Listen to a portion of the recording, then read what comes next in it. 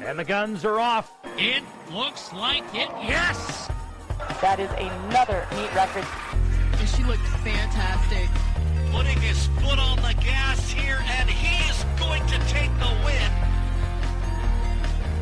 Welcome back to another episode of Pending Ratification, hosted by yours truly, Keenan Gray. Of course, you can catch all of these episodes on your favorite streaming platforms, whether it's Spotify, Apple Podcasts, or even YouTube, and you can, of course, check out these episodes on runnerspace.com. In this episode, we had an opportunity to catch up with Sean Freeze out of Minnetonka High School in Minnesota. Sean Freeze, last year as a junior, All-American at Foot Locker, was just a couple spots shy of making the Nike Cross Nationals Heartland team. But he joins us here on this program, not just to talk about, some of his success he's had from his junior and, of course, the beginning of his senior season, but did you know he was a very, very good swimmer back in his day and also loves playing pickleball? So let's dive into this episode with Sean Freeze. Mr. Freeze. I feel like that's an appropriate name for you, Sean. I don't know if you're a big Batman fan or not, if you've seen the Batman movies. I'm fine being called that. Mr. Freeze, we'll go with it. Sean Freeze, welcome to the program. How you been, man? It's been a while. The last time I think you and I actually, chatted was Roy Griak last year. And for me, that was such a big race for you, kind of like your breakthrough moment as a junior. And things have gone really well since then. Mm-hmm. Yeah, thanks so much for having me on the show. But yeah, I think the last time that we did catch up was Roy Griak of last year. So obviously a lot has happened. Obviously, I've been trying to just kind of gradually move up and do my thing throughout the past year. But yeah, it's been a long process and a lot of fun. A lot of good things have happened in Minnetonka so far, and especially this cross-country season. It's already won the Roy Griak Invitational after finishing second the year before, and I believe even ran faster than what Robert Matura ran at that race last year. But, lots of good stuff. I think undefeated campaign so far. So, kind of your first thoughts on how this cross season has gone so far. Yeah, I'm really happy with how everything has gone this year. I've had solid wins throughout the early season, and now I'm kind of just getting through that kind of, I guess you could call it a lull in the middle of the season, moving towards the state championship, and hopefully me and my team will be able to do something special there. Then obviously I'm really looking forward to the postseason with NXR, then the Brooks meets. So yeah, I'm happy with how everything has gone. I wouldn't say there's anything to be so disappointed about. But yeah. Hey, nothing to really be disappointed about. Currently ranked number 2 in the Diestat individual rankings. So there's definitely a lot to prove here as we get into the championship season. But we're not here to talk about running. We're here to talk about your life, man. We want to know a little bit more about you outside of the sport. So tell me, what's a big passion of yours is actually swimming. And that's kind of how you got your athletic career started. You started swimming in the 2nd grade, and that seemed like, that's kind of put you in the position where you're at now. And, from an athleticism standpoint, like swimming is one of those sports that you have to be really fit and you have to be really dedicated to it. Yeah, so I started swimming in 2nd grade, kind of following in the footsteps of all my older siblings. So, yeah, kind of just throughout elementary school and middle school, swimming was always my main sport, and then running didn't really start to take over until really like 8th and 9th grade. So yeah, swimming's still a big part of me, and I always, look very fondly on swimming. I still swim throughout all the winter on the high school swim team, but yeah, obviously I don't swim year-round anymore, but it still holds a really special place to me. What's so special about swimming? Like what kind of drew, you kind of talking about a little bit about the details, your siblings have been involved, your dad swam when he was younger too. Just what about it, drew you towards it? I always look upon swimmers very positively. I think that it's a really grueling and tough sport, so I think that participating in that sport has made me a much tougher runner. And also, just it's really hard not to do something when all your older siblings are doing it. older siblings are always pretty influential to how you are and how you act. And for me with swimming, it was no different. It was really easy to just follow in their footsteps, join the local club team, then really just try and work up from there. I've never had as much success in swimming as I had in other sports, especially in running. But I think that just because you're not always like the greatest at something doesn't mean that you should give up on it. Even if you are really good at other things, like you don't have to be really good at something to have positive consequences from that, which is why I continue to do it even now. What has swimming taught you as, not only as an athlete, but as a person, and how you kind of approach life in general? I'd say mostly during the winter, I mean, the high school swim calendar is pretty loaded. We have quite a few morning practices and afternoon doubles. So usually when you're in the pool for 3 hours, you get pretty good at prioritizing your time and figuring out how to manage things, both inside the pool and also out. So I think that me participating in swimming has made me into a much more productive person, especially when it comes to kind of tackling schoolwork in a timely manner. But it also, again, like I already said, it makes you into a much tougher person, and somebody that's able to tackle a lot more things, and just kind of do what you want to do, and do whatever you set your mind on. In some ways, was swimming other than impact, obviously being a huge part of your life, but like, did swimming take up a lot of your time? Like, were you able to have, a social life outside of swimming? Were you able to, go do some other activities? Like, what were some things that, that you enjoyed doing aside from swimming? Yeah, I mean, I love hanging out with all my friends during the summer, actually. I mean, you can't really do this in the winter in Minnesota, but the summer I'm a big pickleball fan, so okay. I love playing that with my teammates and friends.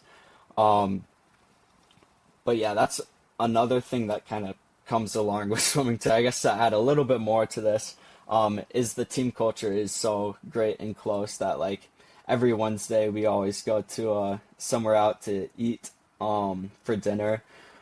Usually it's pretty low key with just going over to Culver's or Chipotle are kind of my two favorites. But yeah, always making time to hang out with friends and have some fun is something that you can't ever sacrifice. Yeah. Do you have the best memories at swim practice or at swim meets? Definitely swim meets. I think some dual meets that I've swam in can get pretty heated, especially with some good rivalry meets. We have a big swimming rivalry with Edina. So both, I think it was last year, both of the swim teams ranked top 10 in the nation. So that was a pretty tense dual meet. And obviously one that I'll remember. I genuinely have never been to a high school swim meet before, partially because my high school never offered swimming as a sport in my high school. What's it like?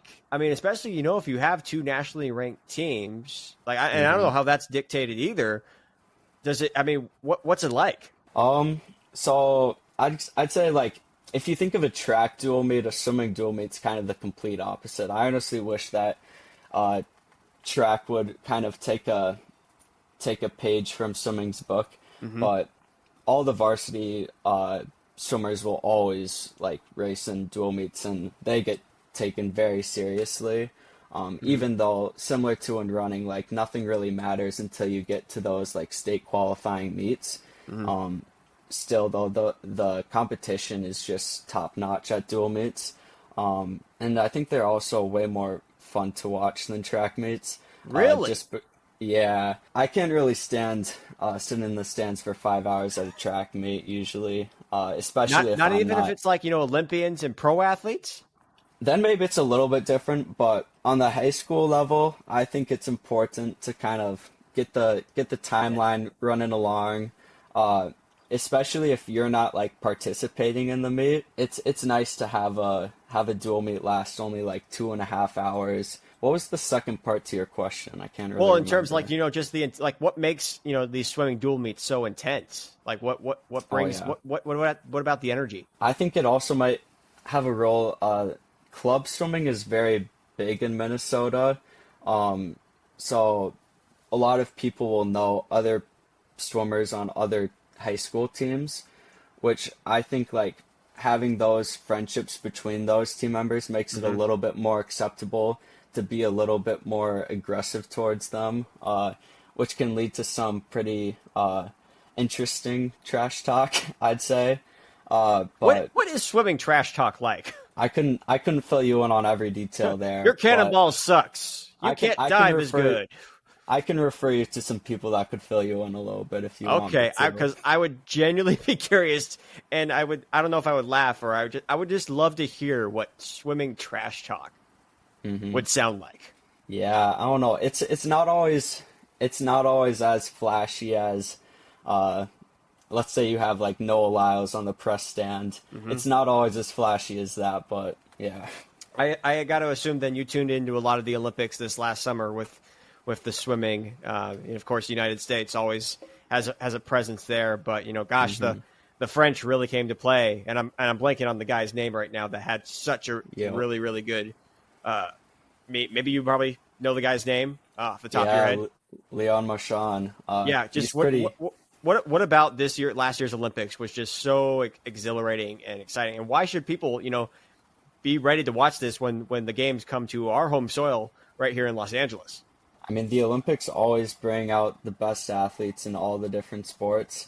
When you have somebody like Michael Phelps praising another athlete, I think it's pretty evident that they're probably doing something pretty special and pretty worthwhile to watch. And Leon Marchand definitely is one of the greatest swimmers of all time. I mean, obviously Michael Phelps was way more dominant in his time, but that also is a factor of just everybody's gotten better, similar to what happens in track.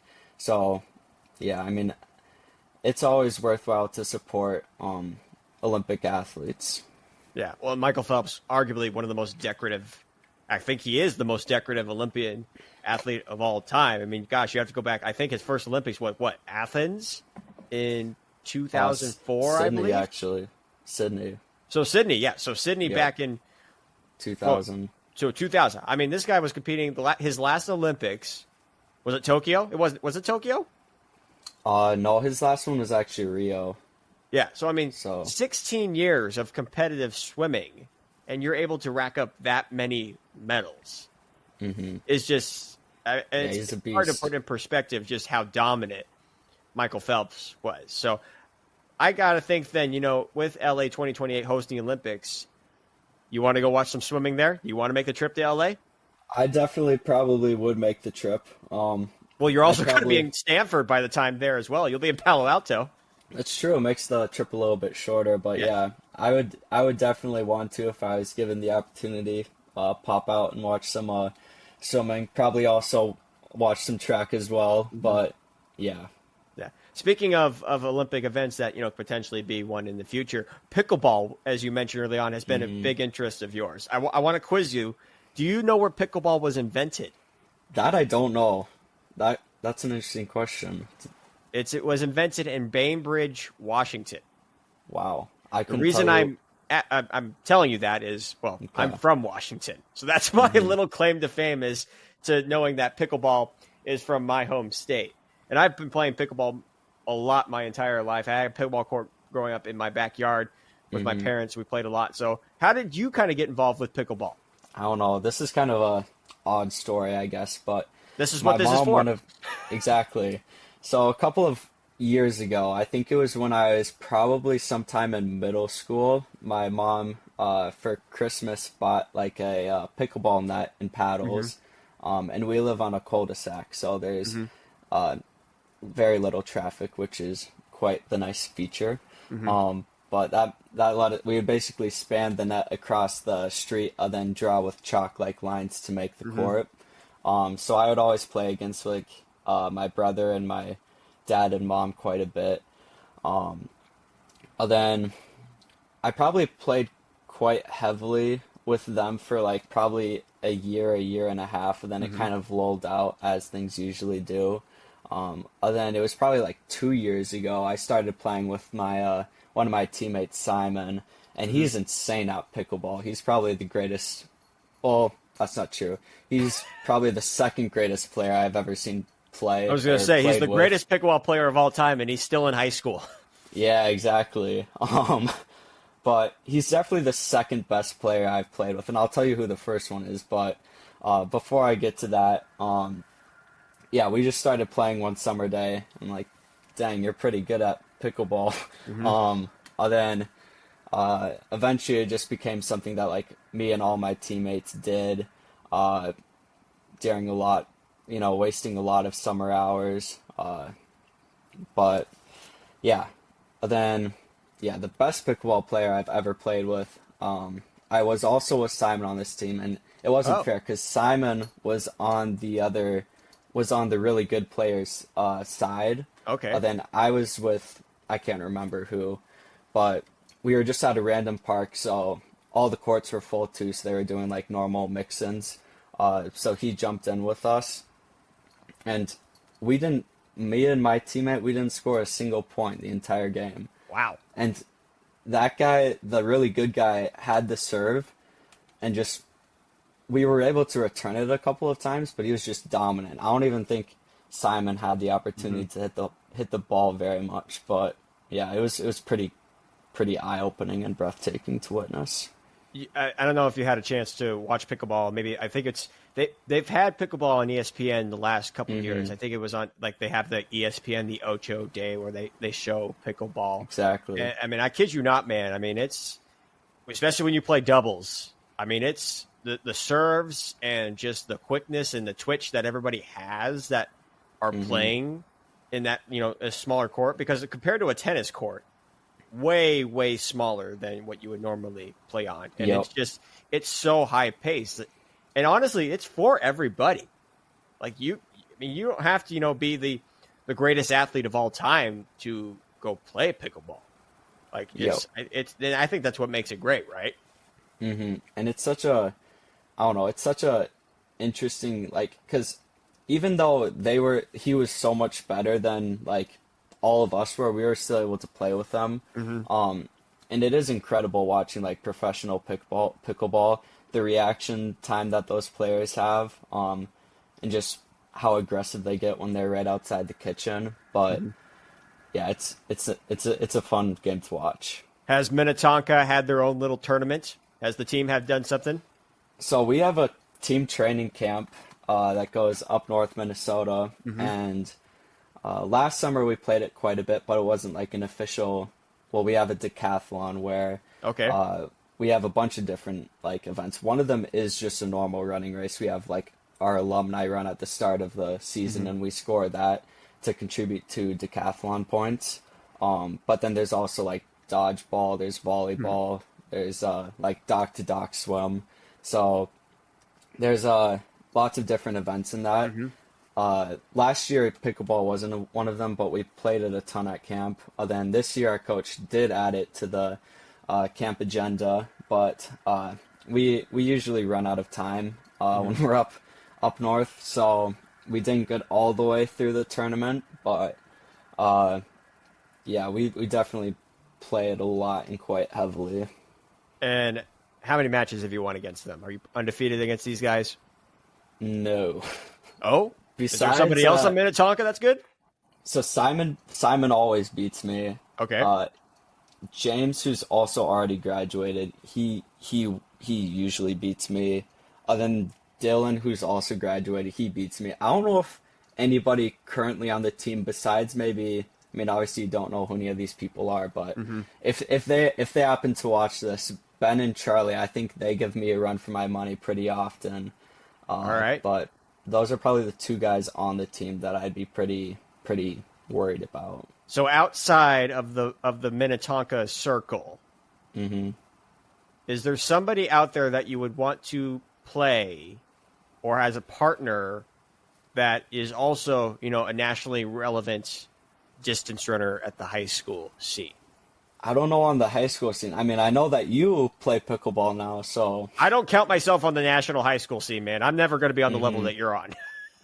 I know, but well, I just can't really think of too many other pickleball players that I've heard of. I need any experience. Like you could just play. You could say Caden Leonard. You could say Marcelo Vanzicon. You could say Jackson Spencer. Like it could be anybody out there. We'll go with Jackson Spencer. Hey, I've never really talked to him, but I'm sure he'd be a fun person to play pickleball with. hey, he's number one in the country right now. You're number two. It seems like the perfect match for you guys to be paired up for a fun pickleball. Gotta meet him some way. Hey, it's either on the cross country course or on in the pickleball scene. So that would definitely be a very, very entertaining match to watch. But the competitiveness in you, it comes out. Like it's whether it's in swimming, it's in pickleball, running, and it goes all the way back to your siblings being able to push you to your limit. And that's of course being the youngest sibling of four. Even though you have a twin sister, which hypothetically speaking, she's 7 minutes older than you, yet she's the same age. That puts you, I guess, as the youngest in the family. But, how have they made sure that, you better yourself as a person and as an athlete? All my siblings are really well-rounded in everything that they do. So really, whether it be like in a sporting event, whether it be like with schoolwork and like grades and such, we've always just been real competitive, which I think is something that kind of naturally happens.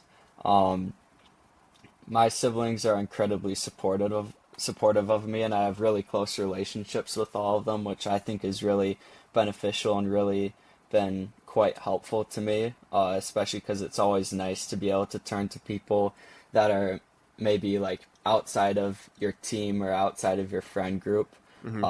Because obviously your family is always going to be there for you. So I'm incredibly grateful for them always being there for me. But yeah, obviously with a little bit of friendly sibling competition. No, it seems like you're, a super competitive person, Sean. And, part of the reason is, you got 4 older siblings that I'm sure you've had your fair share of battles, whether it's in sports or heck, even just, hanging around the house, fighting for dinner. Who knows? Maybe you guys had to have whoever grabbed the last meal, like, hey, you got to make sure you get there first. But tell me, how your siblings have, kind of bettered you as a person, but also as an athlete. Because me personally, I'm an only child, so I will never know what that is like. But in your case, you have that experience. Yeah, I always think that a little bit of sibling competition and rivalry is pretty natural. Obviously, I'm extremely grateful to have really close relationships with all my siblings, and all of them are always really supportive, and it's really nice and something that I'm really grateful for, to be able to have them as a little bit of an extra support network outside of just my friends and teammates. So all of them, no matter like where I'm at or what I'm doing, whether it be athletic-wise or school-wise, are always supportive of me, which is definitely a great asset to have. And yeah, they always just push me to do my best and to be better. And obviously that's because of that connection that we have. Who is the one sibling that you really have that connection with? And it could potentially, be your twin sister, which, funny enough, you say you're the youngest sibling, but, she's 7 minutes older than you. I think if I don't say Molly, who is my second to oldest sister, I'd probably get in some trouble from her. So I'll go with her. Why? Okay, backtrack here. Why would you get in trouble? I don't know. We always just have that kind of joking relationship, I guess. I wouldn't actually get in trouble, just to be clear on everything. But I was going to say, was she the bully when you were growing up? I wouldn't say the bully. She was definitely the most probably verbal and like straightforward, maybe. But I have a great relationship with her. She goes to school at the University of Minnesota, so I visit her quite often. Shout out Golden Gophers. Exactly. Big one against Nebraska. I just had a conversation actually with a couple twins that are, we're about to release here on one of our episodes, Jaslyn and Callista Garmer. What is it like having a twin? I mean, is there similarities between you two? Does she run? Does she also swim? Does she have a big love for pickleball as well? Yeah, she did swimming with me while I was growing up. She doesn't do any running, but we were very often on the same club team growing up. So with that, we were very competitive in swim practices, and obviously having somebody that's the exact same age as you obviously pushes you a lot. Like even I can remember we were in the same kindergarten class, and we would sometimes kind of compete to see, like, there is obviously this was in kindergarten, so don't think I'm stupid when I'm saying this, but there is an assignment where you would literally just write out the numbers going from like 1 to 100, or 1 to like however as high as you could write out, and we would always try to see who could get to the higher number. So definitely and just a little bit of competition there. It kind of switched back and forth throughout the year. I think both of us kind of had our highs and our lows throughout kindergarten. I don't know who the eventual champion there was. So this competitiveness is everywhere, man. I mean, this is and I got that sense from you when we actually talked last year at GRIAC. I don't think you were satisfied with the second place finish at GRIAC. Like, I really don't think. And I know Robert Matura was probably a little bit ahead of you in terms of, talent. And he was obviously a little bit older than you, but you were not satisfied with finishing second. And look where it's taking you now. I mean, not only a Roy GRIAC champion, of course, this year, but, last year, Foot Locker finalist, All-American, I should say. You were just a couple spots away from qualifying for the NXR Heartland individual team. You look at, some of the breakthrough moments that you had throughout your cross-country career, and especially last year. Roy GRIAC was that moment, I felt like, that, you kind of took that next step and realized, this is where I, progress as an athlete and go to the next level. Yeah, Roy GRIAC was definitely a special moment last year. As you said, I mean, I always go into races with the goal of winning it. Obviously, that's not always the most realistic goal, especially, I mean, last year at that point of the season, Robert was definitely well ahead of me in terms of his speed and everything. But no, I wouldn't say that I was disappointed with how Roy GRIAC went last year. I probably wasn't satisfied though. But yeah, I mean, I always kind of tried to just get into races and see what happens. But yeah, Roy GRIAC was definitely a breakout last year. I think Foot Locker Midwest Regional was definitely a very good race that I had last year. That was also kind of a little bit eye-opening as to what I could maybe do then at the national meet. But obviously throughout my running career, I've had many different races that have really stood out to me as ones that have been more impactful or more eye-opening than others. And I'd like even going all the way back to 8th grade. My first ever high school race was just racing like the JV race at the conference meet. And I ended up winning that race, which got me my spot on varsity, which allowed me to run on the state team that year, which was just an incredibly good experience to have at that age. And also kind of the moment that made me think of myself as someone having like a potential future in the sport. Yeah, and you've really, as I said, you've taken that next step and have gone well beyond where you were at last year. And as I said, it showed at Roy GRIAC. I mean, and it's also showed at the Augustana Twilight. I mean, you and Micah Peters have having some really good battles this year, which I feel like is going to set up for a really good NXR Heartland race here in just a couple weeks in November. But I mean, you kind of just look at the Heartland region as a whole. I mean, for the last couple of years, I mean, especially last year's group, I honestly, in my opinion, might have been the best group that the Heartland region has ever sent to Nike Cross Nationals. But then, years before that, you have Simeon Birnbaum, Jackson Heidish. I mean, these are guys that are now racing at the next level, especially a guy like Simeon Birnbaum, who's running 352 for a mile. The Heartland region has, jumped up a notch, and you yourself have probably realized that, like, yeah, I have to do that for myself too, right? Yeah, the Heartland region always is extremely talented and has some incredible runners that always qualify for NXN each year. Qualifying for NXN this year is not going to be easy. It's not going to be easy for anyone. And that's just kind of the nature of how the course is, the competition that's there. It'll always be a challenge, but obviously I look forward to that. Yeah, I mean, of course, we're not even mentioning the fact that, the state of Iowa has like 5 guys that make a really good case that can make that Heartland team as well. So, I mean, it's going to be a complete gauntlet when you guys go embark on the Yankton Trails course in Sioux Falls here in just a couple weeks. But, with all the success that you've had, it has led you to, earning a scholarship to go run at Stanford University this next fall. Tell me a little bit more about what that opportunity kind of presented itself. I know Coach Ricardo Santos has done a really good job with that program, of course, bringing in the young twins, the development of Cole Sprout, the development of Charles Hicks. I mean, there's a long list of athletes that have gone on to have a lot of success in Palo Alto the last couple of years. All of the schools that I was looking at kind of throughout the recruiting process, I thought did a really good job at balancing both academics and running.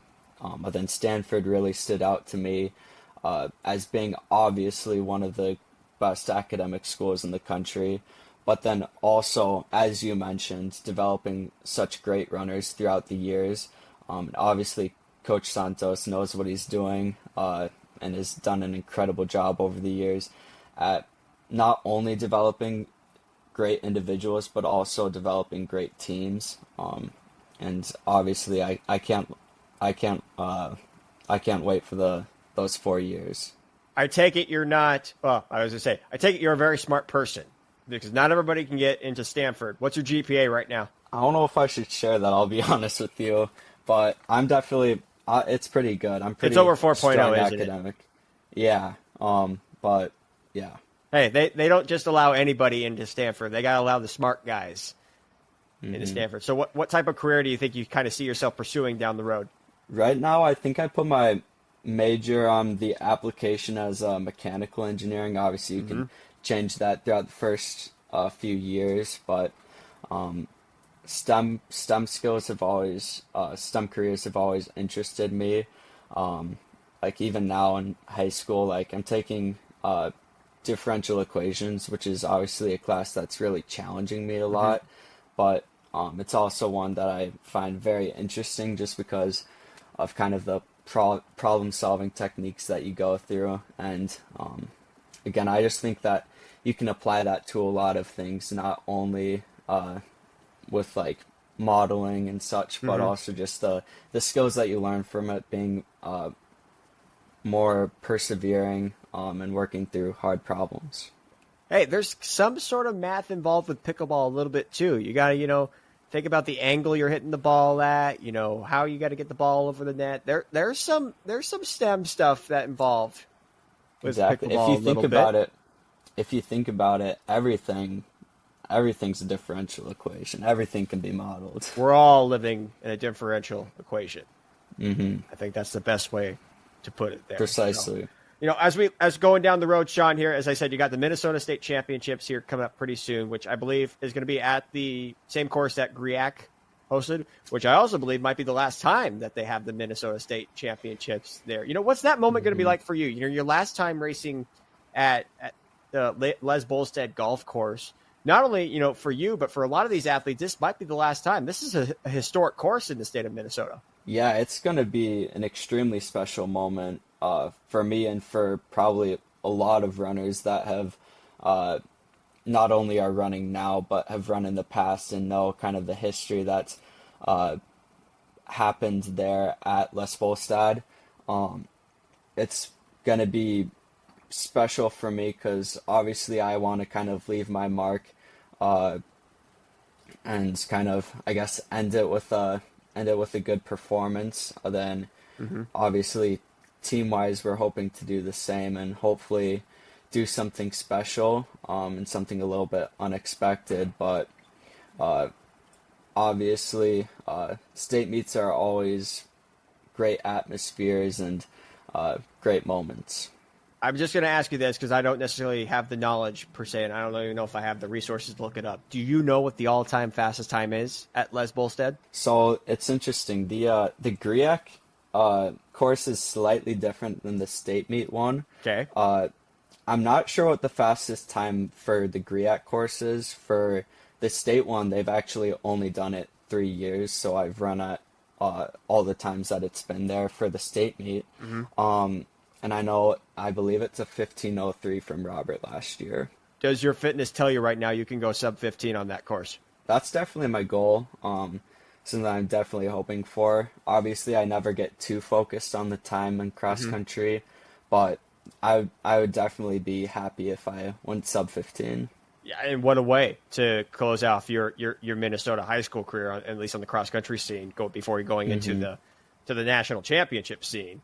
To run a sub 15 at the Les Bolstead golf course, which I've had the pleasure of being there. Of course, I was there at GRIAC last year. That is a hard course, and that is one of the more challenging courses in the United States. So to run under 15 minutes is a tall task, but hey, if your eyes are set on it, man, there's no doubt in my mind you can go for it. But where can people find you on social media, man? Like where can people kind of keep on track with you and going on in your life, but also, see what's going on in your running world? Yeah. I have Strava and Instagram are probably the two platforms that I'm most active on. I never get too into Strava, but all my runs are there. I don't put in any work though beyond that. I never title them, never put any captions. So pretty basic there, but it gives you a little bit of a picture.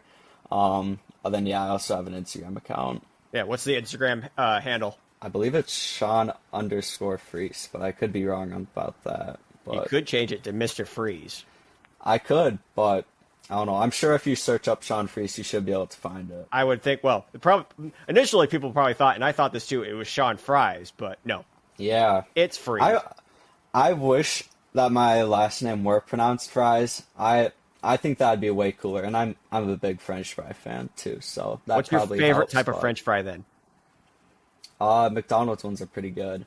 McDonald's, just plain and simple ones, no curly fries, none. Waffle. If I had to go with something fancy, Culver's has pretty good curly fries, but usually waffle fries are a smidge better.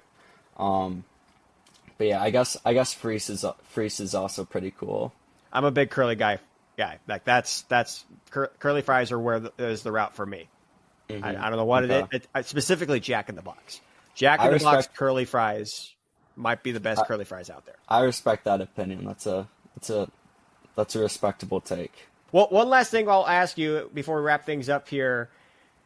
One of the things, with this podcast, we're calling it pending ratification. Do you understand what the term pending ratification means? Well, I guess it would mean like waiting for something to be ratified or correct put into yeah.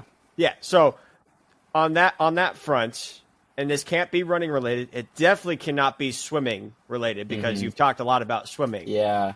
What type of world record would you want to set? I don't know how much time is in the Nathan's hot dog eating contest, but okay, we'll just go after Joey Chestnut. You're gonna go.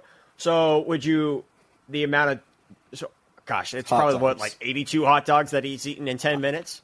It's somewhere around there, yeah. I think it's either in the 70s or 80s. Mm-hmm. That's quite the feat and something that's always been inspirational to me. Hey, Marcelo Manticon said something pretty similar, but instead of hot dogs, it was Krispy Kreme donuts. That would be real tough. And he said he would try to eat as many Krispy Kreme donuts in a minute. Okay, the minute makes it a little bit better because if you were eating Krispy Kreme donuts for 10 minutes, some terrible things would happen after.